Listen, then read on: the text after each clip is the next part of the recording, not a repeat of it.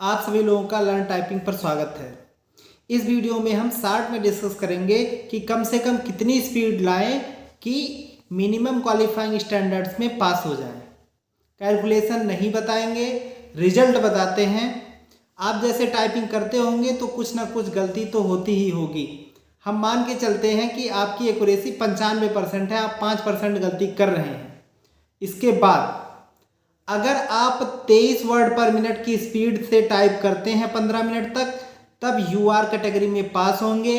OBC वाले 22 word पर minute पर पास होंगे और एससी एसटी और अदर कैंडिडेट्स हैं जो वो 20 वर्ड पर मिनट पे पास हो जाएंगे।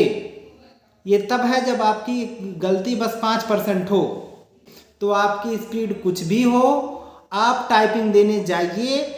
अगर कुछ लोग सोनी पे भी टाइपिंग दे रहे होंगे, वहाँ पे पैसे डिफ़िकल्ट है, तो एग्ज़ाम में हो सकता है उससे ज़्यादा स्पीड आए। आपकी अगर 17-18 भी हो तब भी प्रैक्टिस करिए और एक दिन में 2 से 3 वर्ड पर मिनट के रेट से स्पीड बढ़ सकती है आराम से।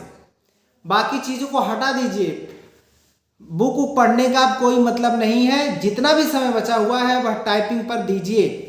और टेलीग्राम पे जो लोग नहीं जुड़े हैं वो जुड़ जाइए। उस पर हम फुल स्टॉप, कामा और कैपिटल से रिलेटेड प्रैक्टिस के लिए एक्सरसाइज डालने वाले हैं अभी जस्ट।